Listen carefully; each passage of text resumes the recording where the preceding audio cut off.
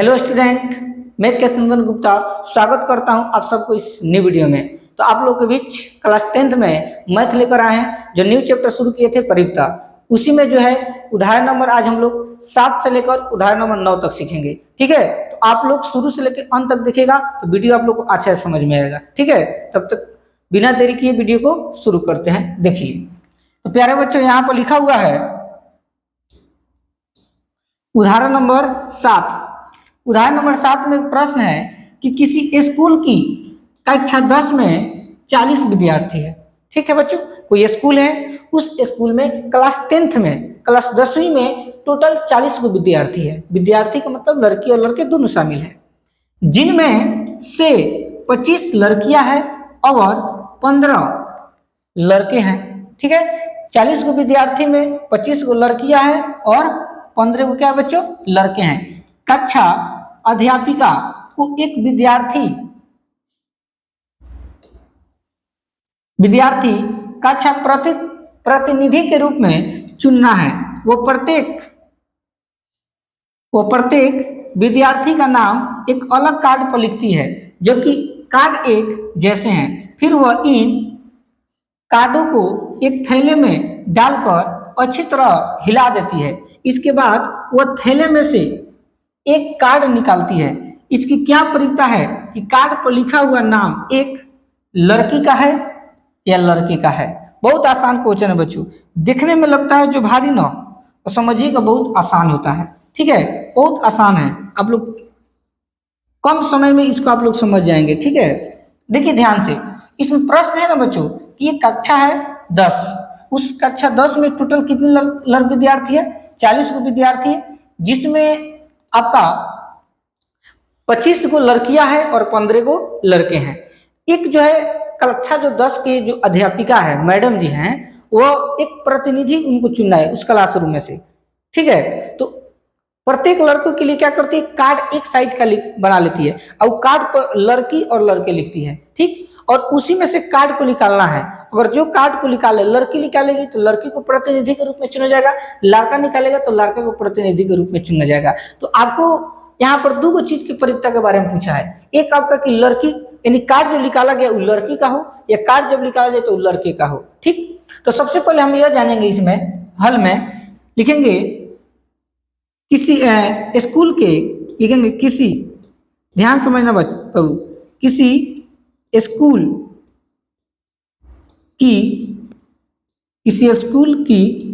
कक्षा किसी स्कूल की कक्षा 10, किसी स्कूल की कक्षा 10 में। ठीक है, तो किसी स्कूल की कक्षा 10 में कितने तरह के बच्चों लड़कियां हैं, तो 2 तरह के।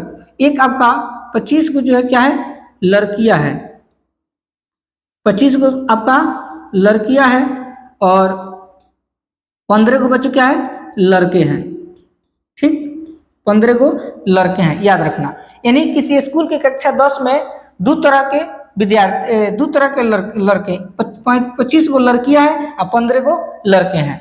अब हमको क्या करना है, इसमें हमको जो है इसमें फर्स्ट टी माने परिक्ता, लड़की का निकालना है।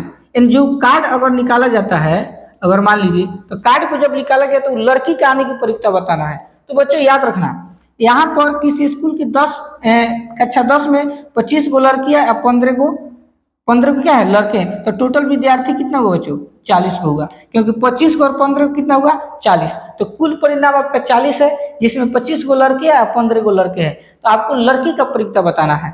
तो परिक्ता निकालने का हम सूत्र आप लोग क्या बताए हैं, अनुकूल परिणाम। सूत्र आप लोग जरूर लिखिएगा, अनुकूल परिमाण बटा कुल परिणाम, परिणाम, परिमाण नहीं होता, परिणाम होता है, गलती से लिखती हैं, उलट।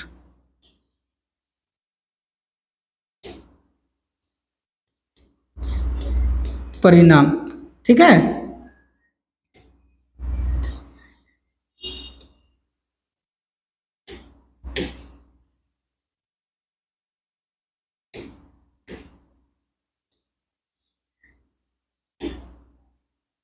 यहाँ पर बच्चों परिणाम होगा, ठीक है, परिणाम, ठीक, ध्यान समझिएगा।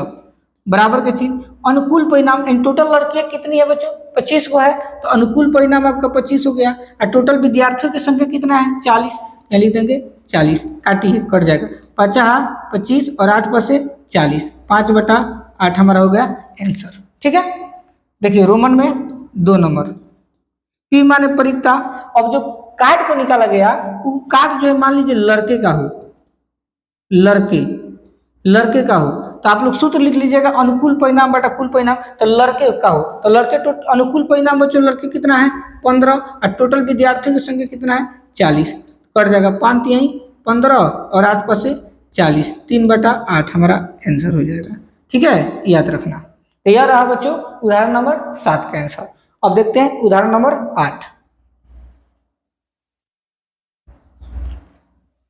देखिए ध्यान से, उदाहरण नंबर 8 में क्या कर रहा है, एक बक्से में 3 नीले 2 सफेद और 4 लाल कंचे हैं, ठीक। एक बक्सा है उसमें 3 तरह का कंचे, कंचे माने समझते हो, कंचे का मतलब होता है गोली, ठीक है, जो गांव में बच्चे जो गोली नहीं खेलते हैं वो कंचे होता है।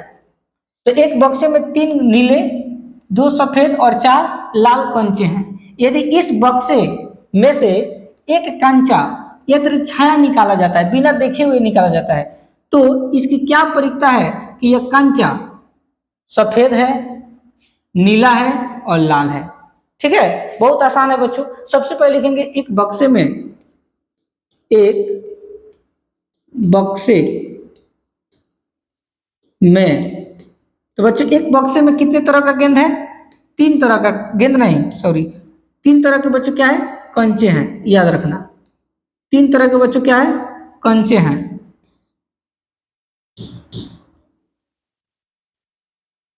तीन को आपका नीला कंचा है, 3 नीले कंचे हैं, 3 नीले कंचे, 2 आपका सफेद कंचे हैं,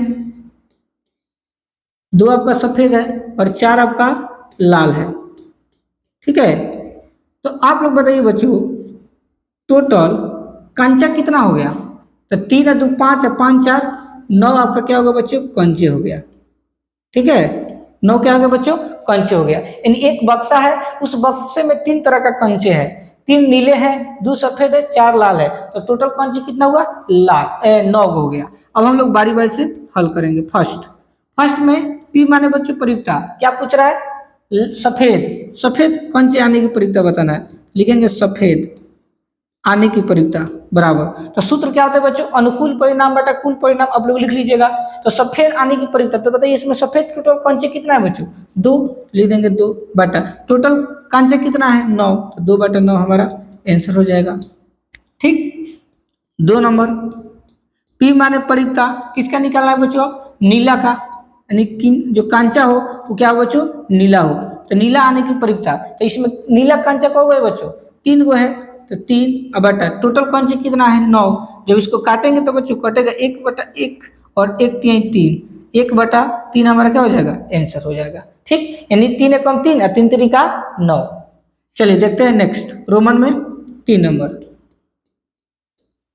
तीसरा आपसे क्या बोल रहा है लाल, तो पी माने हो जाएगा परिकता लाल कंचे, तो लिखेंगे लाल बराबर, तो अनुकूल परिणाम बटा कुल परिणाम, तो इसमें लाल कंचे कितना है बच्चों 4 को है, तो 4 अब बटा कुल कंचे कितना है 9, 4/9 हमारा हो जाएगा आंसर। तो ये रहा बच्चों उदाहरण नंबर 8 का आंसर। अब हम लोग देखते हैं उदाहरण नंबर 9। देखिए अब उदाहरण नंबर 9 की तरफ हम लोग देखते हैं। उदाहरण नंबर 9 पर है हर्पित 2 भिन्न भिन्न सिक्कों को एक साथ उछालती है, ठीक। मान लीजिए एक सिक्का 1 का है और दूसरा सिक्का 2 रुपया का है, मान लीजिए एक सिक्का 1 रुपया का, एगो 2 रुपये का सिक्का है, दोनों को एक साथ उछाल दिया गया, यानी 2 सिक्का को बात हो रहा है। आप लोग को बेसिक में बताए थे कि एक सिक्का को 2 बार उछालो या 2 सिक्का को 1 बार उछालो, दोनों का मतलब सेम होता है, तो यहाँ पर 2 सिक्का का बात हो रहा है। इसकी क्या परिकता है कि वह कम से कम एक चित प्राप्त करेगी, चित का मतलब क्या होता है बच्चों हेड, जब 2 सिक्का को उछाला गया है तो कम से कम एक चित आने की परिकता बताना है, बहुत इजी है ये भी। तो सबसे पहले लिखेंगे यहाँ पर लिखेंगे दो सिक्के को दो सिक्के या दो सिक्कों को दो सिक्कों को एक साथ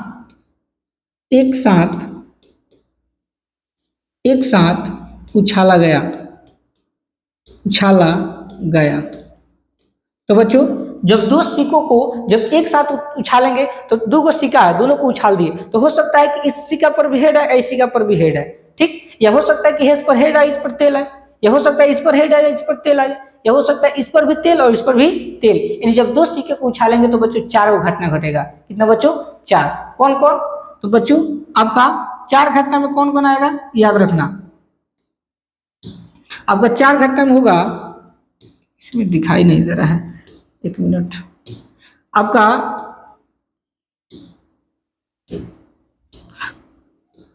आपका हेड दोनों पर हेड आ सकता है, या एक पर हेड आ जाए, एक पर तेल आ जाए, या हो सकता है कि पहला पर तेल है, दूसरा पर क्या जाए बच्चों हेड, या हो सकता है कि दोनों पर क्या आ जाए तेल आ जाए, ठीक। तो ये 4 गो आपका घटना घटेगा जब 2 गो सिक्का को उछालेंगे। तो पी माने क्या होता है बच्चों? परिक्ता। हमको क्या निकालना है? कम से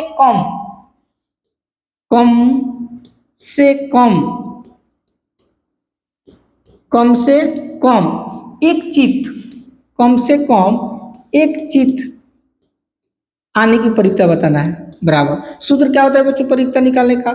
अनुकूल परिणाम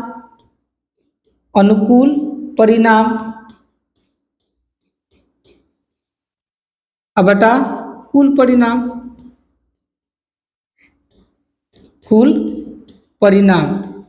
ठीक है। और बराबर के चिन्ह दे दीजिए। अब देखिए अनुकूल परिणाम तो कह रहा है कम से कम एक चित हो, 4 गो घटना घटा है, उसमें से कम एक में चित आना चाहिए। चित का मतलब बच्चों हेड। देखिए तो कोई हेड, देखिए इसमें 2 गो है तो एगो कह रहा है तो चलेगा, कम से कम एगो है ना, इसमें भी देखिए एगो है, इसमें भी एगो है, इसमें एक गो नहीं है, यानी अनुकूल परिणाम बच्चों 3 गो हो गया, 1 2 3, क्योंकि तीनों में जो है कम से कम एक बार चित आया है। तो अनुकूल परिणाम हो गया बच्चों 3 बटा कुल परिणाम का मतलब कौ घटना घटा? 1 2 3 4 बार, तो आपका 4, 3 बटा 4 बच्चों हमारा आंसर हो गया। ठीक है बच्चों, तो उदाहरण नंबर हम 9 तक कंप्लीट कर दिए। अगला जो वीडियो आएगा बच्चों उसमें हम आप लोग को उदाहरण नंबर 10 से लेकर उदाहरण नंबर 13 तक बताएंगे, क्योंकि प्रश्नावली 15.1 में मात्र 13 का उदाहरण है। ठीक, तो अगला जो वीडियो आएगा उसमें कंप्लीट आप लोग का उदाहरण हो जाएगा। तो नेक्स्ट जो वीडियो लेके आएंगे उसमें आप लोग को प्रश्नावली को बताएंगे। अगर आप लोग चैनल पर नए होंगे तो चैनल को सब्सक्राइब कीजिए और वीडियो को शेयर कीजिए। तब तक के लिए धन्यवाद।